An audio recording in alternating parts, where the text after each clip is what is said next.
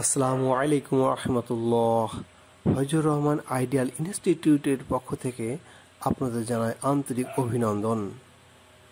Fazlur Rahman ideal ইনস্টিটিউটের 2020 শিক্ষাবর্ষের স্কুলের বিভিন্ন শাখায় অধ্যয়নরত নবম শ্রেণীর শিক্ষার্থীদের শুভেচ্ছা। দেশের বর্তমান পরিস্থিতির কারণে স্কুলের ব্যবস্থাপনায় অনলাইনে ক্লাসের ব্যবস্থা করা হয়েছে। এরই অংশ হিসাবে আজ আমি তোমাদেরকে পদার্থবিজ্ঞানের 4র্থ অধ্যায় নিয়ে হাজির হয়েছি। আমি মোহাম্মদ আজিমউদ্দিন। আমি মোহাম্মদপুর শাখায় প্রভাতী শাখার সিনিয়র শিক্ষক হিসেবে দায়িত্বরত আছি। তো আমি প্রথমেই আমাদের 4র্থ অধ্যায়ের নাম তুমি যদি খেয়াল করে বোর্ডের দিকে তাকাও, 4র্থ অধ্যায়ে তোমাদের সিলেবাসের অন্তর্ভুক্ত আছে কাজ, ক্ষমতা ও শক্তি। এই শব্দগুলোর সাথে আমরা মোটামুটি পরিচিত। শব্দগুলোর দৈনন্দিন জীবনে আমাদের বহুত ব্যবহৃত হয় এবং আমরা নিজেরাও এটা কেবল আলোচনা করি। কিন্তু বিজ্ঞানের ভাষায় যদি চিন্তা করি তাহলে এই শব্দগুলোর কিছু পার্থক্য আমরা দেখতে পাই, কিন্তু তারতম্য দেখা যায়। যেমন আমি আজকের আলোচ্য সূচির যে বিষয়বস্তু, তার মেইন টপিকগুলো বোর্ডে লিখিত মোটামুটি লিখে ফেলেছি। তা আমরা এটার উপর বেসিস করে তোমাদেরকে পদার্থবিজ্ঞানের কিছু জ্ঞান দেওয়ার চেষ্টা করবো ইনশাল্লাহ। তো প্রথমে আছে দেখো কাজ। ইংরেজি পরিভাষা যাকে আমরা বলি ওয়ার্ক, কিন্তু আমাদের দৈনন্দিন জীবনের কাজ এবং বিজ্ঞানের কাজ কিন্তু এক না। আমরা হয়তো অহরহ সবসময় বলি যে সে বই পড়ে, সে ঘুমায়, সে বাড়িতে যায়, বা এই ধরনের অনেক কাজের উদাহরণ আমাদের সামনে আছে। তোমাদের বইতে পাঠ্য বইতে তোমরা খেয়াল করো, সেখানেও 2টা উদাহরণ দেওয়া আছে যে একটা দারোয়ান তার গেটের সামনে সারাদিন বসে পাহারা দিচ্ছে, অথবা একটা সুতা দিয়ে দড়ি দিয়ে বা সুতা নৌকার তীরে বেঁধে রেখেছে। তাহলে এগুলো কি কাজ হবে? হ্যাঁ, আমাদের দৈনন্দিন জীবনের ভাষায় এটা কাজ হলেও আমাদের বিজ্ঞানের ভাষায় কিন্তু আসলে এগুলো কোনো কাজ না। বিজ্ঞানের ভাষায় কাজ হলে একটা বিশেষ পরিস্থিতি, বিশেষ অবস্থায়। সেটা কি? যে সেটা হলো কোনো বস্তুর উপর যদি আমি বল প্রয়োগ করি। বল আমরা চিনেছি দ্বিতীয় অধ্যায়ে। বলটা কি? এরকম একটা ব্লক জাতীয় বস্তু চিন্তা করি, তাহলে সেই বস্তুর উপর যদি বল প্রয়োগ করা হয় এবং বস্তুটির যদি সরণ হয়, বলের দিকে সরণ হতে হবে। তাহলে বল প্রয়োগ করলাম যেদিকে, সেই দিকটাই যদি সরণ হয় অর্থাৎ এস হয়, তাহলে আমরা বলবো কি কাজ সংঘটিত হয়েছে। আদারওয়াইজ এটাকে কাজ বলা যাবে না। সাপোজ মনে করে এই ওয়াল, ক্লাসরুমের এই ওয়ালটা একটু হ্যামার দিয়ে আঘাত করতে থাকি, তাহলে আঘাত করা মানে দ্যাট মিনস বল প্রয়োগ করা।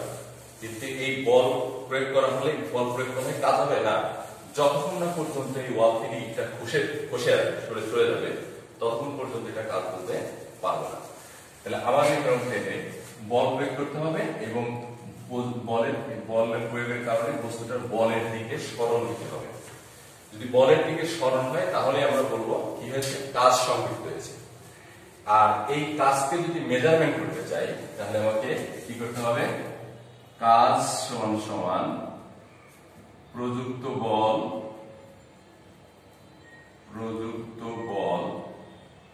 ইনটু বলের দিকে বস্তুর সরণ। বলের দিকে বস্তুর সরণের উপাংশ, অর্থাৎ যতটুকু সরণ হয়েছে সরণ, এই 2টা গুণ করলে আমরা কি পেয়ে যাব? কাজ পেয়ে যাব। আবার কৃত কাজের পরিমাণটা পেয়ে যাব। সেক্ষেত্রে এটাকে যদি আমরা আক্ষরিকভাবে প্রকাশ করি, W সমান বল প্রযুক্ত F ইন্টু S, তাহলে এটাই হচ্ছে আমার কাজের পরিমাণ নির্ণয়ের রাশিমালা। তোমাদের পাঠ্য বইয়ে এই সূত্রটার কথাই উল্লেখ করা হয়েছে।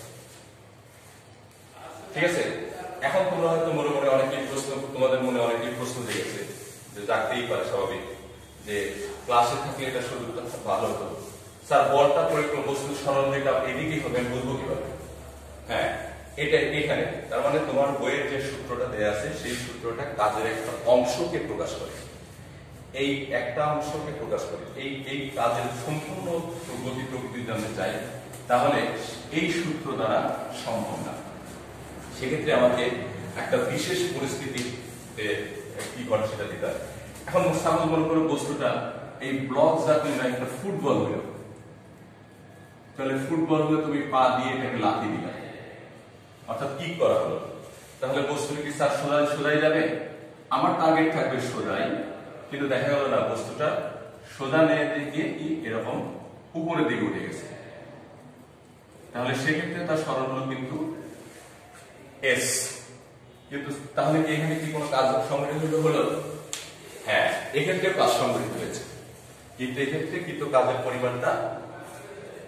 পরিমাণটা কিন্তু এই সরণ না, বলের দিকে সরণ। আমি বলছিলাম যে বলের দিকে সরণ নিতে হবে, তো বস্তুর সরণ কিন্তু এইটা হয়েছে, অ্যাকচুয়ালি সরণ হয়েছে কিন্তু বলের দিকে সরণ কতটুকু হয়েছে, এটা নির্ণয় করতে হলে আমাদেরকে উচ্চতর গণিতের একটু হেল্প নিতে হবে। সেখানে বলা হয়েছে যে অর্থগোনাল প্রজেকশন, অর্থাৎ লম্ব বিক্ষেপ বলা হয়েছে যে বিন্দুর লম্ব বিক্ষেপ সাধারণত বিন্দু হয়। তাহলে আমি যদি এখানে এটাকে এ ধরি আর এটাকে বি ধরি, তাহলে এই বি বিন্দুর লম্ব বিক্ষেপ, আমরা এই বি বিন্দুর লম্ব বিক্ষেপ মনে করো সি, তাহলে বিন্দুর লম্ব বিক্ষেপ বিন্দুই হয়। এ বিন্দু হলে এবি এর সরণের লম্ব বিক্ষেপ হলো কত? এসি। দ্যাট মিন্স এবি বরাবর বস্তু সরণ হলো বলের দিকে সরণ হচ্ছে কতটুকু, কি পরিমাণ? এসি দিকে, কারণ সেটাকে আমরা ধরলাম কত? এক্স। তাহলে এখন বল এবং সরণ দুটোই বল একটা ভেক্টর রাশি, আমরা জানি দ্বিতীয় অধ্যায় শিখেছি বল একটা ভেক্টর রাশি, সরণ একটা ভেক্টর রাশি। তাহলে মাঝখানে যে কৃত কোণ, সেই কোণটাকে যদি আমরা থিটা ধরি, তাহলে আবার আসে আমার সরণ এস, কিন্তু আমাকে দরকার এটা, তাহলে এটাকে লম্ব যেহেতু, তার মানে এটা ভূমি, এটা অতিভুজ। তাহলে আমরা এখান থেকে কি করতে পারি?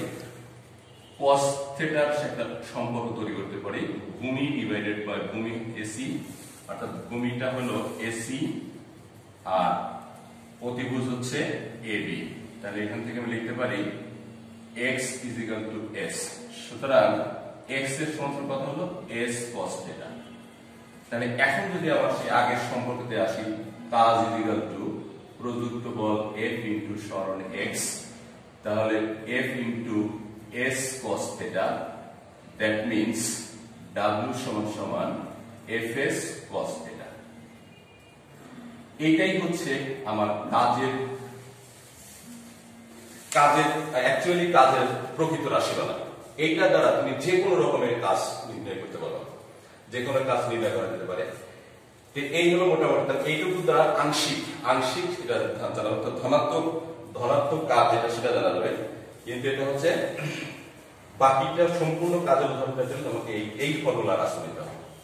তাহলে এটা আমাদের, এখন আমি যদি এটা এই প্রকৃতিটা নির্ণয় করে দেখো, খেয়াল করে দেখো, এই সমীকরণের মধ্যে বলের পরিমাণ এবং সরণ দুইটাকেই ঠিক রাখলাম, শুধুমাত্র মধ্যবর্তী কোণটাকে চেঞ্জ করে দিলাম। সেক্ষেত্রে কি অবস্থা হবে? কাজের প্রকৃতি সেক্ষেত্রে তোমার হচ্ছে, আমি উপরের দিকে মুছে দেই,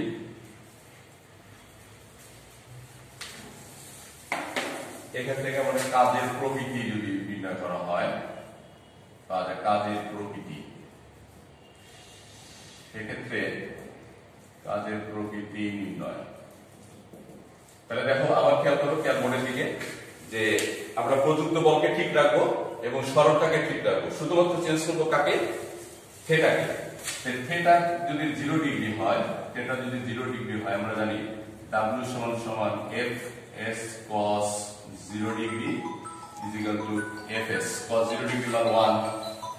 তাহলে এক্ষেত্রে কৃত কাজ হবে হচ্ছে ধনাত্মক, কাজ। থিটার মান যদি 60 ডিগ্রি হয়, সেক্ষেত্রে W সমান হাফ ইন্টু cos 60 ডিগ্রি মান হচ্ছে তোমার হাফ cos 60 ডিগ্রি, তার মানে হাফ। কাজকে W দ্বারা সংজ্ঞা লিখতে পারবো, শুধু সংজ্ঞা লিখতে পারবো। কাজকে W দ্বারা প্রকাশ করা হয়, ক্ষমতাকে V দ্বারা প্রকাশ করা হয়। কাজের একক তুমি কি লিখবে? কাজের মান ml² ইনভার্স 2, ক্ষমতার একক ml² ইনভার্স 3, কাজের একক জুল, ক্ষমতার একক ওয়াট। তারপরে এটা তারপরে এরকম কাজ দ্বারা কাজ নির্ণয় করতে ক্ষমতার প্রয়োজন হয় না, কিন্তু ক্ষমতা নির্ণয় করতে কাজ দুই মান। তুমি এখান থেকে কিন্তু তোমার বই পুস্তক না পড়লেও এই কনসেপ্ট থেকে কিন্তু আমরা এই বিষয়গুলো আলোচনা করতে পারি।